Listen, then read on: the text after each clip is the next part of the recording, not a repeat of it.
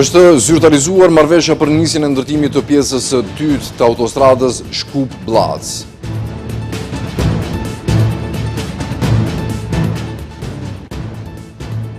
Presidentja Gordana Siljanovska-Davkova ka kërkuar që të mos humbet kohë në rrugën drejt integrimeve europiane.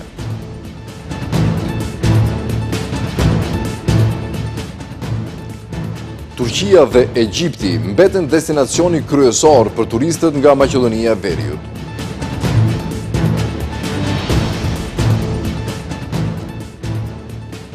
Izraeli vazhdon sulmet në jug të Libanit, vritet një person gjatë një sulmi ajror.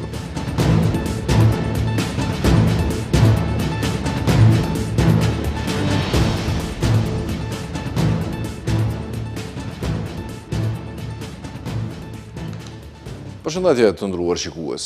Është zyrtarizuar marrëveshja për nisjen e ndërtimit të pjesës së dytë të autostradës Shkup-Blac. Zëvendës Ministrja e Transportit dhe Lidhjeve Kaltrina Zekolli Shaqiri tha se ky është një projekt i rëndësishëm infrastrukturor që do të lidhë më ngushtë Maqedoninë e Veriut me Kosovën. Projekti do të kushtojë 200 milion euro, ndërsa do të realizohet nga konsorciumi udhëhequr nga kompania vendore Granit. Njëra ndër autostradat më të përfolura në opinion, ajo Shkup-Blac, pritet të fillojë të ndërtohet. Këtë e paralajmëroi Zëvendës Ministre e Transportit dhe Lidhjeve Kaltrina Zekolli Shaqiri, e cila tha se ky është një projekt i rëndësishëm infrastrukturor që do të lidhë më ngushtë Maqedoninë e Veriut me Kosovën. Sipas Zekollit, gjatë një takimi pune me Ministrin e Transportit Aleksandar Nikolovski, drejtorin e ndërmarrjes publike për rrugë shtetërore Koce Trajanovski dhe drejtorin e Bergjit e Fatih Turkmenoglu, është konfirmuar se projekti do të realizojë konsorciumi udhëhequr nga kompania vendore Granit. Një lajm i madh për të gjithë qytetarët në të dy anët e kufirit, po nënshkruhet leja për fillimin e punimeve në rrugën Shkup-Blac. Rruga që lidh Maqedoninë e Veriut me Kosovën mbetet autostradë ashtu siç u premtua. Pas shumë vite shpritje, për vetëm gjysmën e mandatit, po e nisim këtë projekt që do ta bëjë lëvizjen më të shpejtë, më të sigurt dhe do t'i afrojë edhe më shumë njerëzit, familjet dhe bizneset mes dy vendeve. Shkupi dhe Prishtina, një hap më afër. Zëvendës Ministre theksoi se ky projekt do të forcojë lidhjet ekonomike dhe tregtare, do të krijojë mundësi të reja për investime dhe do të kontribuojë në zhvillimin e mëtejshëm të rajonit. Projekti parashikon ndërtimin e 5 tuneleve, 2 galerive dhe 12 urave, ndërsa së bashku me objekte të tjera infrastrukturore më të vogla në terren do të realizohen gjithsej 40 objekte. Pas përfundimit të procedurave administrative dhe sigurimit të garancive të nevojshme, pritet të nisin punimet në terren. Ideja për autostradën Shkup-Blac daton prej shumë vitesh, por përgatitjet konkrete dhe intensifikimi i projektit u bën gjatë periudhës 2018-2019. Ky projekt u shndrua në pikë përplasje mes VMRO-DPMNE-s që ishte në opozitë në atë kohë dhe BDI-s, por më vonë në debat u përfshi edhe koalicioni Vlen. Autostrada Shkup-Blac, një nga projektet më të rëndësishme infrastrukturore që duhet të lidhë Maqedoninë e Veriut me Kosovën, prej vitesh është shndruar jo vetëm në temë ndërtimi, por edhe një nga çështjet më të nxehta të përplasjeve politike në vend. Ideja për këtë autostradë daton prej shumë vitesh, por përgatitjet konkrete dhe intensifikimi i projektit u bën gjatë periudhës 2018-2019, kur qeveria atëhershme udhëhequr nga LSDM me kryeministre Zoran Zaev e promovoi si projekt strategjik për lidhjen rajonale dhe zhvillim ekonomik me Kosovën. Në atë periudhë u dhanë edhe premtime publike se punimet do të nisin shpejt, ndërsa u përgatit edhe dokumentacioni teknik dhe procedurat e tenderimit. Në janar të vitit të 2020, u nënshkrua kontrata për ndërtimin e segmentit të parë, ndërsa në maj të pati viti filluan punimet në terren për rreth 2 kilometrat e para të autostradës, nga pika kufitare në Blac drejt brendësisë së vendit. Projekti promovua si një hap i madh drejt modernizimit dhe korridorit të Shkup-Prishtinë. Megjithatë, pas shumë pak kohësh, projekti u bë pjesë e debatit politik.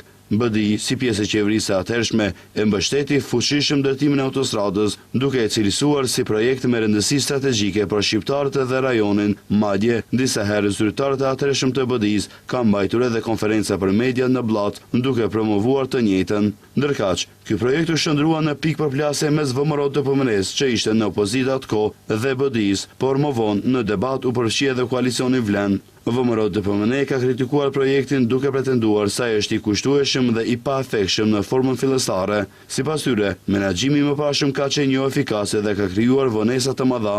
Nga ana tjetër, BDI ka akuzuar kundërshtarët politik për bllokimin e qëllimshëm të projektit dhe për pengim të zhvillimit të tij, duke theksuar se segmenti i parë është përfunduar, por për një kohë të gjatë nuk është avancuar pjesa tjetër e autostradës. Edhe koalicioni Vlen ka kritikuar ashpër mënyrën e menaxhimit të projektit nga qeveritë e kaluara, duke e cilësuar autostradën si simbol të premtimeve të pambajtura dhe vonesave të gjata. Megjithatë, Vlen nuk e kundërshtonte ndërtimin e saj, por kërkonte përshpejtim dhe realizim më efikas të projektit.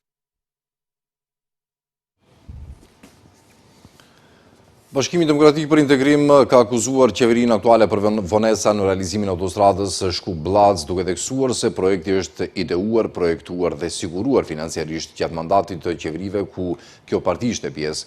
Në një reagim publik, BDI deklaron se qeveria kaluar ka përfunduar segmentin e parë prej 2 kilometrash të autostradës, por sipas tyre ai ende nuk është lëshuar në përdorim edhe pas 2 vitesh.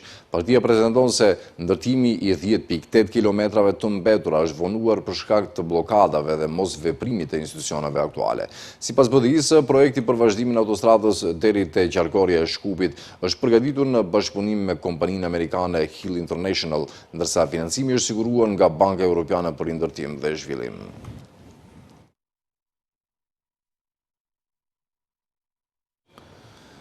Presidentja e vendit Gordana Silanovska-Davkova ka kërkuar që të mos humbet kohë për zgjidhjen e çështjeve historike që sipas saj nuk janë pjesë e kushteve për anëtarësim në Bashkimin Evropian. Ajo theksoi se identiteti kombëtar dhe kulturor mbrohen nga vetë aktet themelore të BE-s. Këto deklarata kanë nxitur reagimin e kreut LSDM-s Venko Filipçi, i cili vlerësoi se për herë të parë nga VMRO DPMN-ja dëgjohet publikisht një qendrim që sipas tij LSDM-ja e mbron prej kohësh. Presidentja Gordana Silanovska-Davkova ka bërthirë që vendi të përqendrohet në procesin e evropianizimit edhe në përmbushjen e kritereve të Kopenhagës, pa humbur kohë në zgjedhjen e çështjeve historike që sipas saj nuk janë pjesë e kushteve për anëtarësim në Bashkimin Evropian. Në një intervistë për Mian, ajo theksoi se identiteti kombëtar dhe kulturor mbrohen nga vetë aktet e themelore të BE-s dhe nuk duhet të bëhen objekti negociatave në procesin e integrimit evropian. Kako može svega vije? Le të evropianizohemi gjatë rrugës, le të bëhemi të pajtueshëm me atë që kërkojnë kriteret e Kopenhagës, si pa humbur kohë duke zgjidhur çështje historike, sepse ato janë të përjashtuara nga identiteti dhe mbrohen nga dispozitat kushtetuese të Bashkimit Evropian. Le të përqendrohemi te evropianizmi. Ndërkaq, këto deklarata kanë nxitur reagimin e kreut të LSDM-s Venko Filipçi, i cili vlerësoi se për herë të parë nga VMRO DPMN dëgjohet publikisht një qendrim që sipas tij LSDM-ja e mbron prej kohësh. Ai theksoi se kontestet historike me Bullgarinë nuk janë pjesë e kushteve europiane për vazhdimin e negociatave me BE-n, por çështje dypalëshe mes dy vendeve. Për herë të parë dikush nga VMRO-ja po e thot publikisht atë që ne në LSDM e tani edhe në frontin e madh qytetar e përzrisim prej kohësh. Kontestet historike me Bullgarinë dhe puna e Komisionit Historik nuk janë pjesë e kushteve për vazhdimin e negociatave me Bashkimin Evropian. Kjo është një çështje dypalëshe mes Maqedonisë dhe Bullgarisë e jo një kusht evropian. Filipçi kritikoi gjithashtu edhe kryeministin Christian Miskovski, duke akuzuar për përçarje të shqiptarëve dhe izolim të vendit përmes të, siç tha, propagandës edhe politikave të gabuara. Interesimi i qytetarëve në Maqedoninë e Veriut vazhdon të dominohet nga Turqia dhe Egjipti, sipas dhënave nga agjencitë turistike.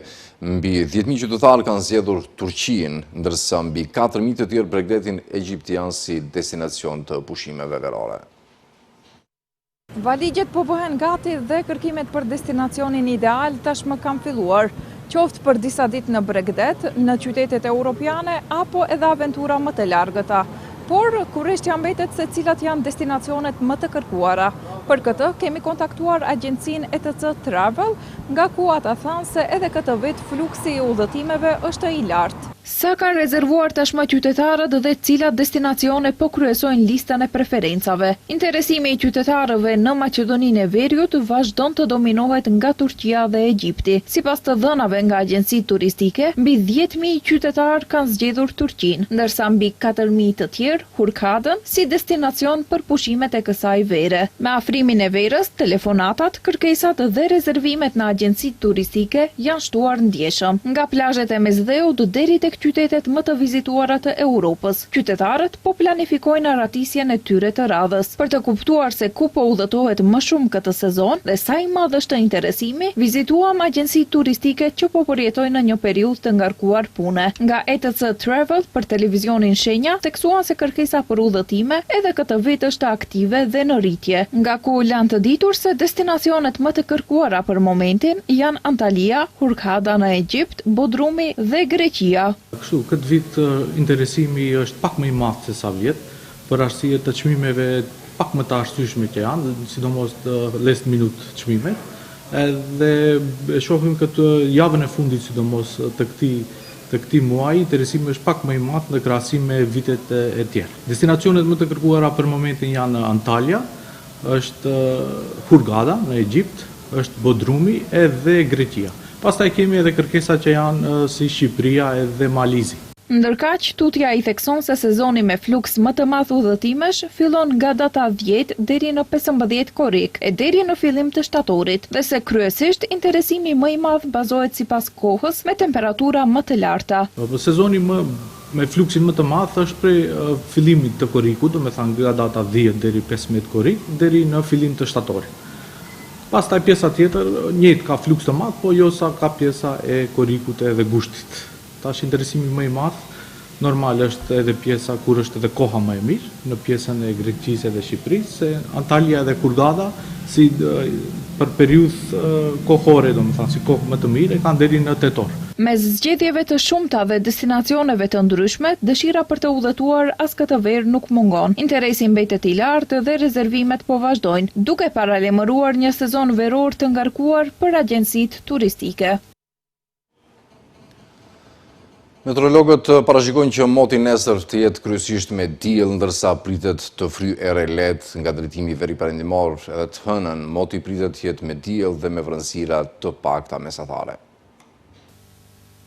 Moti vazhdon të karakterizohet nga periudha me diell, por pa munguar as edhe vranësirat që her pas here priten se do të shfaqen. Drejtoria për punë hidrometeorologjike ka bërë të ditur se ditën e nesërme në Shkup, moti pritet të jetë kryesisht me diell dhe sipas tyre do të fryjë erë lehtë nga drejtimi veriperëndimor. DPHM njofton se ditën e hënë moti pritet të jetë me diell dhe me vranësira të pakta deri mesatare lokale, ku siç thon ata në pjesët perëndimore do të fryjë erë përforcuar, her pas here e fortë mbi 50 km/h nga drejtimi perëndimor. Ndërkaq ditën e martë sipas DPHM-s moti do të jetë me diell dhe me vranësira të pakta deri mesatare lokale. Në pjesët veriperëndimore do të ketë kushte për rreshje të dobëta lokale shiu dhe paraqitje të rralla të bubullimave. Pritet të fryjë erë lehtë deri mesatare nga drejtimi veriperëndimor, më e theksuar në pjesët lindore. DPHM theksoi se ditën e mërkurë moti kryesisht do të jetë ndryshueshëm me vranësira dhe periudha me diell. Në disa vende do të ketë kushte për rreshje të rrëmbyeshme shiu dhe bubullima, dhe sipas tyre do të fryjë erë lehtë deri mesatare nga drejtime të ndryshueshme. Policia ka publikuar një raport që është i mbushur me dhunë brenda familjes, sulme të burrave ndaj grave, të djemve ndaj nënave, të vjehrave ndaj nuseve dhe anasjelltas. Ministria e Brendshme informoi se po ndërmerren masa për zbatjen e rasteve dhe pas dokumentimit të plotë të tyre ndaj kryerësve të veprave do të ngrihen kallëzime penale. Ministria e Punëve të Brendshme ka bërë të ditur se gjatë 24 orëve të fundit janë raportuar 6 raste të dhunës në familje, ndërsa 5 persona janë privuar nga liria. MPB njofton se në Strumic një grua 59 vjeçare u arrestua pasi dyshohet se ka sulmuar fizikisht nusën e saj dhe nipin e mitur. Në Gostivar një 53 vjeçar u arrestua pasi dyshohet se ka sulmuar fizikisht djalin e tij 30 vjeçar dhe më pas e ka kërcënuar atë dhe nënën e tij me një mjet të mprehtë. Kurse në Manastir një 35 vjeçar u arrestua pasi dyshohet se ka sulmuar fizikisht bashkëshorten e tij 34 vjeçare duke I shkaktuar lëndime. Në Veles ka pasur denoncim, ku një 28 vjeçaru arrestua pasi dyshohet se ka shkelur udhrin gjyqësor të mbrojtjes, duke kërcënuar familjarët edhe duke dëmtuar orendit në shtëpinë e prindërve të tij. Në Kumanov, një 39 vjeçaru arrestua pasi dyshohet se ka sulmuar fizikisht nënën e tij 62 vjeçare, e cila sipas denoncimit ka qenë për një kohë të gjatë viktime dhunës psiqike dhe fizike nga i biri, ndërsa në Shkup ka pasur një rast ku një 41 vjeçare ka denoncuar se është sulmuar fizikisht nga bashkëshorti i saj. MPB informoi se po ndërmerren masa për zbardhjen e rasteve dhe pas dokumentimit të plotë të tyre, ndaj kryersve do të ngrihen kallëzime penale. Shkurtimi i afatit të vlefshmërisë lejes për armë nga 10 në 5 vjet, mundësi për legalizim të armës jo legale, kategorizim të armëve dhe kufizim të sasisë së armëve për qytetarët në 10 copë, janë vetëm disa nga ndryshimet e parapara në propozim ligjin e ri për armë. Ndihmës ministri i punëve të brendshme Jovan Altanxhiev gjatë arsyetimit të propozim ligjit tha se për shkak të 15 ndryshimeve që ka pësuar ligji aktual që nga viti 2005, nevojitet tekst tërësisht i ri i harmonizuar me ligjin evropian. Ai nënvizoi se siguria është zemra e këtij ligji. Siguria nuk përfundon te sporteli kur jepet leja, ajo vazhdon çdo ditë në shtëpi, deklaroi zëvendës ministri.